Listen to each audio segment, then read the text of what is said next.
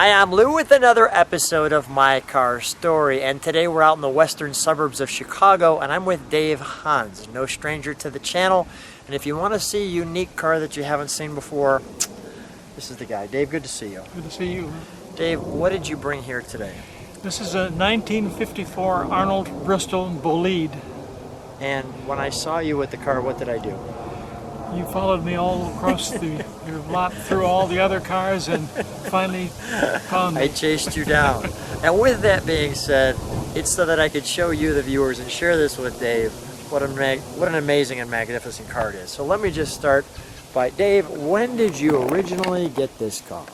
I bought it in 1970 from a place in Downers Grove called the Sports Car Store. And I bought it for $1,700. That's unbelievable. Now, so you knew what this was? I knew what it was, right. I had seen at the University of Iowa, where I went to school, there was a dental student that drove one around town, and we all hated him because we wanted that car. And now you have it. Yes, I have it. And you restored this paint in 1981. And the paint and the upholstery were done in 1981. That's correct. So I'm going to go to the paint and the upholstery. This is where you first saw it, was right here. Tell me the story here, because this is, share with me what we've got here. We have a 1969 copy of Automobile Quarterly. Okay.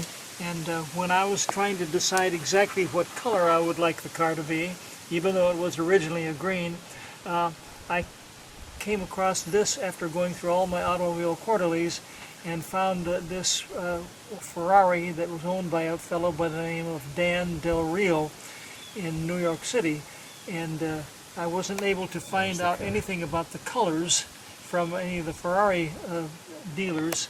So I finally was able to contact Dan Del Rio in New York City, and in talking with him in 1981, which of course was 12 years after the magazine came out, he told me that he was sorry, but he had sold the car a number of years ago. But he said, there's a silver lining. Yeah, if you're interested in the color, he said, I do have a quart of touch-up paint and a swatch of the original upholstery. Would you like it? Oh my God. And of course, I was most pleased to hear that information. And let's show, come on back with me, let's show the color of the car.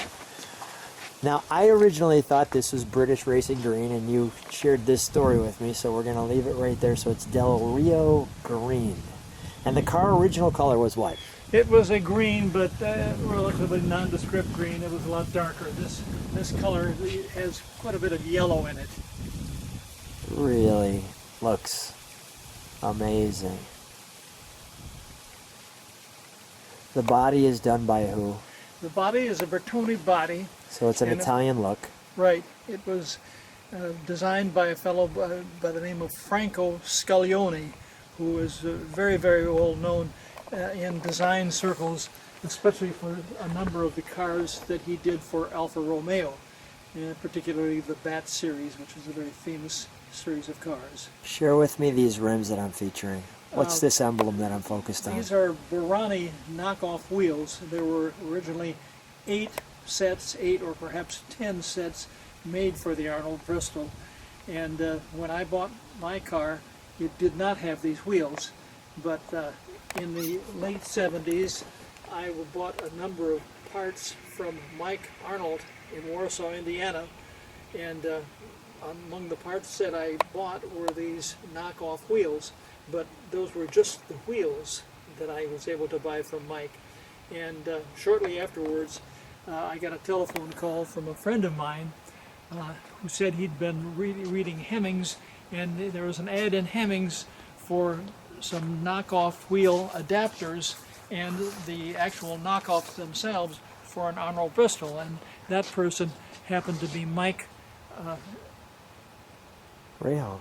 Mike Rahal, Bobby Rahal's father. So the Rahals, with this wonderful racing history, knew all about these. And I'm just showing the suspension. I want to show more of that. Look at the unique headlight design here. At one point in his career, Mike Rahal had been racing in Arnolt-Bristol. I think that's the reason that he had those Arnold parts.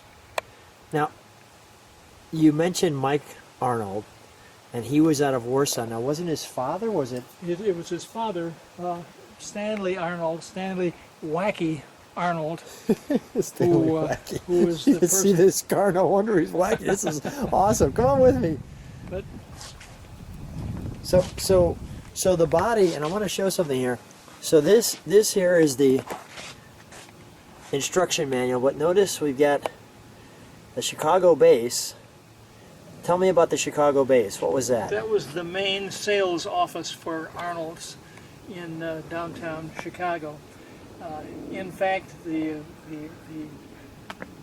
main base for the Arnold-Bristol was in Warsaw, Indiana, but most of the activity took place at the sales office in downtown Chicago. And I remember when I asked you about spares, I thought like spare tires, and you're like, no, spares is what? They're parts. Spares is parts, spare That's parts. correct. The instruction manual for the car. And this workshop manual, It's very, very thorough, very, Goes very in- complete. great detail, Extreme detail. extreme detail. So I wanted to show everybody those pieces too. Let's take a look at the back end too. I really enjoyed this curve here that goes into nothing. It just flattens out, and then it flattens for a moment, and then we go right into another hard curve. So I wanted you to enjoy that with that hood as well, and even with the back portion to the hood. So the car has flavors of England to it, I'm saying, and flavors of Italian to it. And when we started, I do want you to throw it in reverse, because this little light right there lights up, and these little baby tail lights are so cool. Show us what's in the boot. Do we call it a boot since it's an American car? Well, it can be called Okay, a boot, yes. we'll fly. We'll call. But look at this. There's not much room for That was luggage here. nice. I heard a snap. Right, and that was the locking Okay. mechanism there. And there's the little bolts and things. What do we have here? What is this, by the way? This is the gas cap, and you have to The have a lot gas of time in your hands before you put gas in here, because it takes a long time to unscrew this, which doesn't seem to make an awful lot of sense to me, but it is You have correct. to have a lot of time on your hands. That's And, awesome. when I bought the is it car- good on gas? I don't know. Okay. Because, Who cares? We just but drive it. anyway, when I That's a big bought the filler. car, it didn't have the original gas I mean, look cap. at the size of my hand. That's Right. it's a big filler. Right. And so you would think that they would be interested in putting gas in there quickly, but this doesn't seem Apparently to be the not. case. Okay. And we have the original toolkit here. Let me just, while you're looking at that, let me just show There's the jack. the detail there. There's a very complete toolkit. That's great. And one unusual tool is the spark plug wrench. Yeah. And it's extremely hard to get to the spark plugs in this engine design. So this And is important. It's critical, right? And so you get used to it. And dealing with a hot engine, of course, it would be impossible to deal with that Just without remember this how wrench. difficult that tool is, and you're going to see why in a second. Okay. All right. So while you're putting that back together, I'm looking at these wonderful door handles. And look at the doors. They're basically hollow. Okay, so you have these. Is this aluminum? The aluminum doors and hood and deck lid. The rest of the body is steel. The rest of the body's steel. So you can see the pedals. Obviously that was something afterwards. But look at the transmission. Look at this. That was an option. That transmission shifter extension was an option. It's highly desirable. Highly desirable option. Windshield wipers, Yes, but look at the little baby windshields. that's to make it legal. Make Yes, it- sir, officer. There they are. Yeah, there they are, officer. This car could never see rain. It's just too pretty. I want to show that. Now this was not normal with the Arnolt-Bristol. Is That's this logo? correct. What, This tell me is what a- this was. This is an optional steering wheel, or an accessory steering wheel that I bought, and we simply adapted a hubcap emblem for the center. So L lights, Correct? turn signal? No, this is turn. That's throttle, Throttle. mixture. Mixture. Turn signal? Yes. Okay. Clearly the key. Let me do one other thing too while I'm here. I'm going to walk around it. Let me show you this article on the car. And before I go too far too, one thing that I missed is I want to show you that piece of jewelry. Look at that little bonus tail light. Okay, so let's take a look at this. The world's most distinguished sports car. Now I'll let you take a moment that you can pause on that. That's wonderful. Plug in my hand, get him off.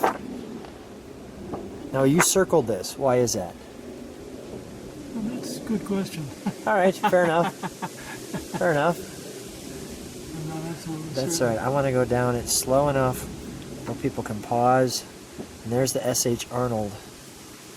And he had also been a distributor of kind of MGs, the Arnold MG, Right, which was a race car. Right, exactly. And I heard he'd done like a Bentley or something, or a Rolls Royce too. Right, he had one Bentley I know that was done.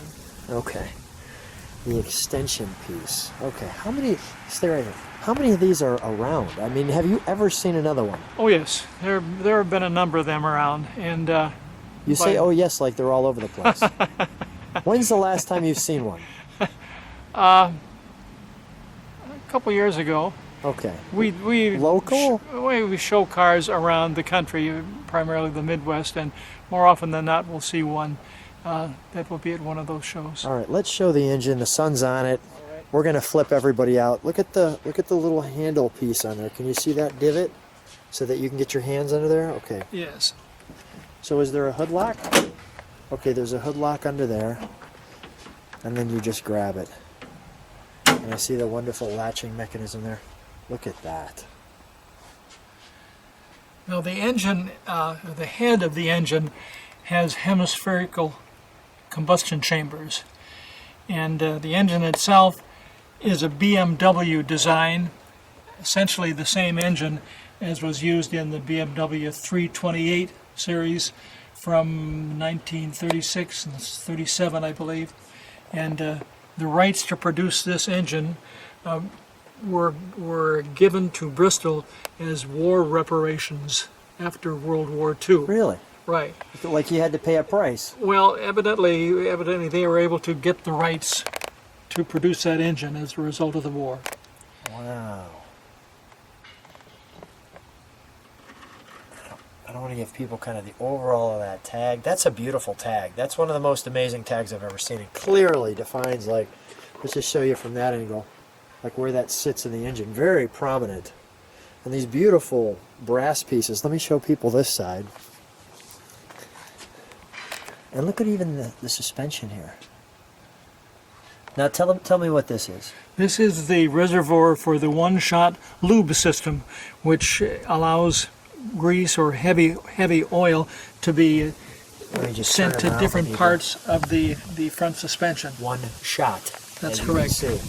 So you told me a funny story about that there. So what happens when you fill it? Well, there's a pedal on the floor there where you're supposed to depress it every 100 miles or so. Yes. And in theory it goes to these different points on the front suspension, but unfortunately more often than not you also are able to make an interesting design pattern on the floor of your garage with the excess oil, which is not too desirable. I gotcha. You designed the floor. That would tell me that it's more of an English car. That's correct, absolutely. And they say that this is a sign of a healthy engine because That you is know a if sign you're of a getting healthy engine. oil to the right places. I noticed I missed a tag, so I'm going to get that tag. Dave, this might be the first time you ever see this tag up close. That's really cool. Well, Dave, we must start it now. And by the way, remember that spark plug Yes. tool? Look at the spark plugs. That's straight down. Right, they're absolutely straight down. Tell me about the push rods again. Well, the design of the engine is really quite unique in that it utilizes one camshaft and a series of push rods, one half of which operate rockers on this side of the engine, and the other push rods activate The rockers on this side. which activate these tubes, push rods inside Got it. these tubes, which then go to other rockers on the other side. For the valves, the exhaust valves. Correct. Okay. But it results in the combustion chamber, hemispherical combustion chamber being utilized, and it's a pretty healthy engine because it's roughly 130, 135 horsepower with 2,000 cc's. So almost a horsepower per cubic inch. Pretty much, yes. Which in 1954 is a crazy number. That was a good number. That was a very good number. Okay, let's see. It says something. Looks like Volks Ltd. And something on each. Looks like maybe that'll help. Okay. What do we have? Single carburetors. That's so, correct. So 3 singles. Correct. 3 carburetors, 6 cylinders. Right. Let's hear it fire up.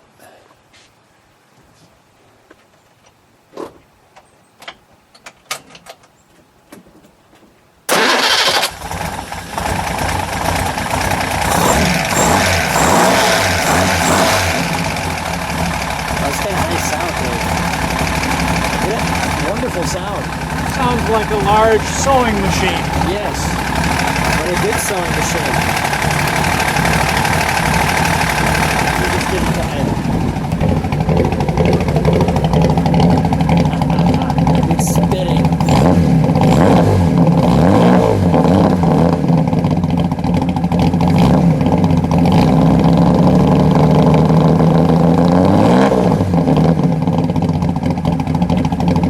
Nothing like a fall day in Illinois and have that water spit out. Oh, that is wonderful. All right, let's listen to that. Interesting, all this mechanism coming off here. Right. Okay. All right, let's shut that down. What a treat. Worth the chase. Well, it's been an enjoyable car for these past 47 years. Dave, always a treat. What you mentioned the guy in high school that was hated that you finally got his car too. When you take this car to a car show, what's the reaction of people? Do they get it? Do they not get it? Some get it, some don't, you know. Okay. Although the design of the car is really quite high to accommodate this engine, the design of this engine. And it sits a lot higher than, say, a Jaguar 120, you know, of the same era. And I remember we were showing the car in a show in Minneapolis many years ago, and a young kid came up to me and looked at the car and he said, is it 4-wheel drive? Not yet. Not yet. Wonderful. Dave, always a treat to see you. Thanks so much again for sharing another great car on My Car Story. You're welcome.